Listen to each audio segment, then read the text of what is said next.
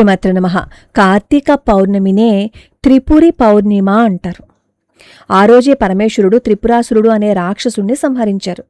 శంకరుడి గొప్పదనం నారదుడి ద్వారా విన్న ఈ రాక్షసుడు పరమేశ్వరుడి మీద అసూయ చెందాడు. త్రిపురాసురుడు కైలాస పర్వతం మీదకి వెళ్ళి తనతో యుద్ధానికి రమ్మని చెప్పి పిలిచారు. లోకకంటకుడైన ఆ రాక్షసుణ్ణి 3 రోజులు తీవ్ర యుద్ధం చేసి చంపేస్తారు పరమేశ్వరుడు. ఆ విజయాన్ని సంస్మరిస్తూ స్త్రీలు పౌర్ణమి రోజున 720 ఒత్తులతో తులసి మొక్క ముందు దీపాన్ని పెడతారన్నమాట. అయితే ఆ రోజున ఈ కార్తీక పౌర్ణమి రోజున రాహుగ్రహ దోషం ఉంటే ఆ దోష నివారణ కోసం 21 దీపాలు పెడతారంటే మొత్తం 21 ప్రమిదలతో దీపాలు పెట్టాలి. ప్రమిదలు పెట్టేటప్పుడు ఎలా పెట్టాలి? ఒక ప్రమిద పెట్టకూడదు, 2 ప్రమిదలు పెట్టాలి. తెలుసు కదా విషయం. అలాగే శనిగ్రహ దోష నివారణకి 9, గురుగ్రహ దోష నివారణకి 33, దుర్గా అమ్మవారికి గనక మీరు దీపాలు పెట్టే మాట అయితే 9, పరమేశ్వరుడికైతే 11 దీపాలు వెలిగించాలి. మాంగళ్య దోష నివారణకి 21 దీపాలు వెలిగిస్తారు. కార్తీక పౌర్ణమి రోజున తులసమ్మ ముందు 21 దీపాలు వెలిగిస్తే మాంగళ్య దోష నివారణ అవుతుందన్నమాట. అలాగే పుత్రులకు ఏవైనా దోషం ఉంటే ఆ దోష నివారణ కోసం 15 దీపాలు, అన్ని రకాల సర్పదోషాలు పోవడానికి 48 దీపాలు, కళత్ర దోషానికి 108 దీపాలతో ఆరాధన చెయ్యమని చెప్తారు.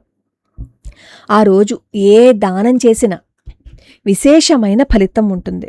సాలగ్రామాన్ని దానం చేస్తారు, ఉసిరికాయలను దానం చేస్తారు, దీపాలను దానం చేస్తారనమాట.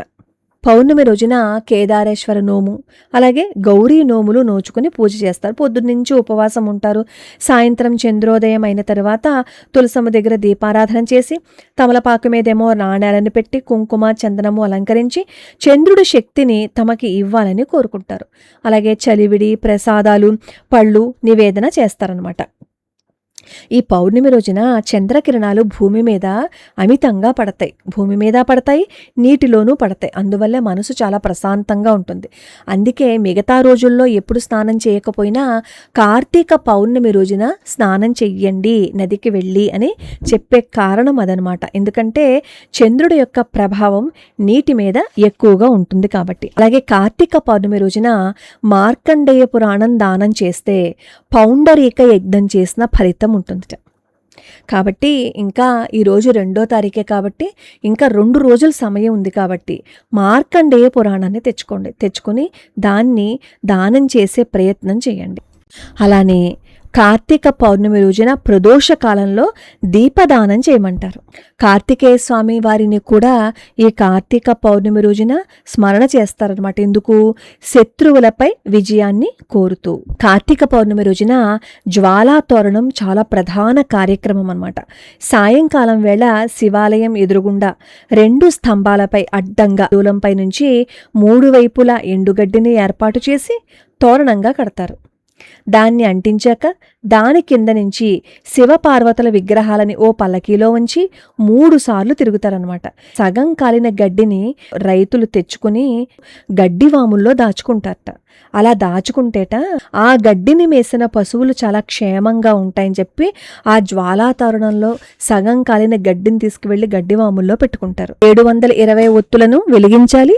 మార్కండేయ పురాణాన్ని దానంగా సమర్పణ చెయ్యాలి.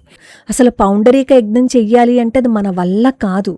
అలాంటిది ఒక పురాణాన్ని దానం ఇచ్చినంత మాత్రాన ఆ ఫలితం వస్తుంది అంటే ఈ అవకాశాన్ని వదులుకుంటామా చెప్పండి?